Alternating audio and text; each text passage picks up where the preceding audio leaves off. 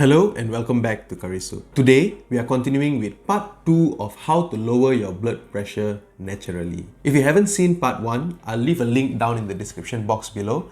And if you don't know what high blood pressure is or how blood pressure happens, what causes a rise in blood pressure, what causes a drop in blood pressure, I'll leave a link down there for another video which I did earlier on. So enjoy those videos after this video. Alright, so without wasting any more time, let's get straight into it. Tip number 1 is stop smoking. Quitting the habit of smoking has shown to improve your life generally, like overall health improves. But what most people don't know is when you smoke, there is an immediate but temporary rise in blood pressure and the heart rate. So if you're a chronic smoker, if you've been smoking for a long time, that means every time you smoke, you're rising up your blood pressure and your heart rate, and then when they come down, you smoke again, it goes up again. So in the long run, this is going to cause inflammation of the blood vessels, which will narrow the blood vessels and make it even harder. And this will contribute to your blood pressure rising because the vessels are not as elastic as they used to be. And this effect is not specific for those who smoke. Even those who are affected by second-hand smoking also have this problem.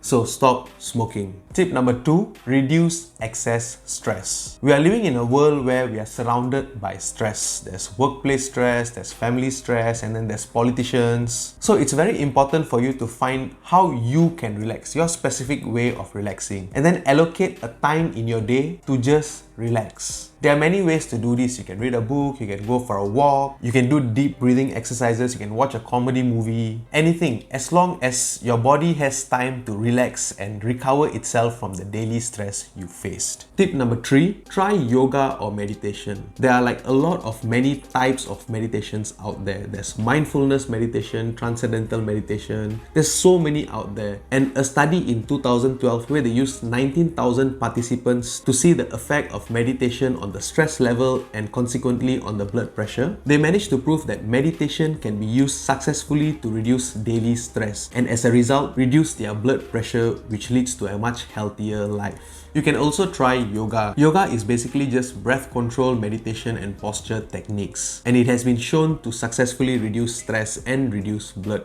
pressure. Tip number 4 is eat dark chocolates, especially those which have 60 to 70% of cocoa in it. 1 to 2 squares of dark chocolate every day has been shown to reduce the risk of heart disease by reducing the blood pressure and the risk of inflammation. This is because cocoa has something called flavonoids, and this helps dilate or widen your blood vessels. And tip number 5 is get enough sleep. Our body naturally drops the blood pressure whenever we are sleeping. So if you're not getting enough sleep, it's going to affect your blood pressure. And sleep deprivation increases the risk of high blood pressure. So here are some tips from the National Sleep Heart Health Study. First tip to get a good night's sleep is to set a regular sleeping time. Your body loves routines, it loves habits. So if you're saying every night you're going to go to bed at 10 p.m. and you actually do it, your body is going to get adapted to it. Your body is going to love it. So at this particular time, 9:30, 9:45, your body is going to start releasing chemicals to induce your body to go to sleep, so that when you go to bed at that time, you will sleep much more faster and much more deeper.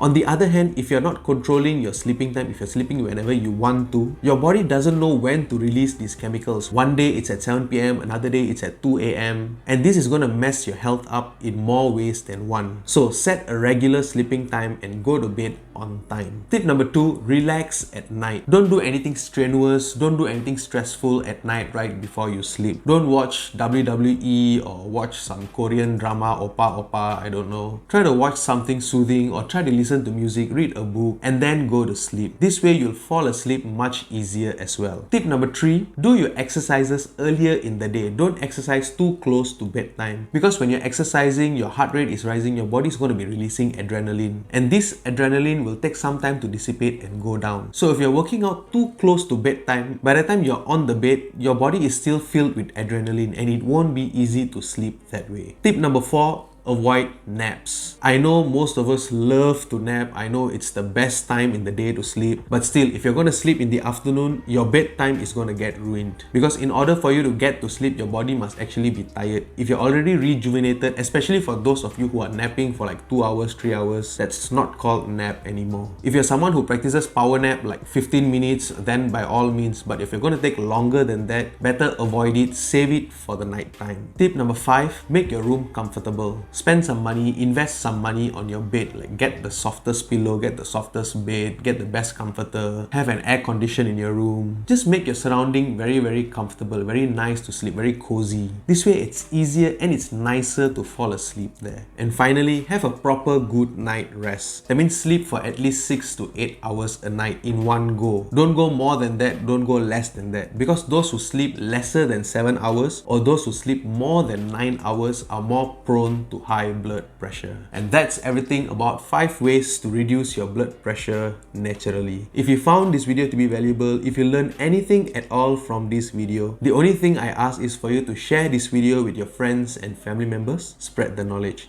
If you haven't subscribed to our channel yet, go ahead and smash that subscribe button right there, and please do click the bell icon because YouTube's algorithm is changing all the time and we want to make sure our videos come and reach you. And until the next informative video, in anything you do, do your best and be the best version of yourself. Bye bye.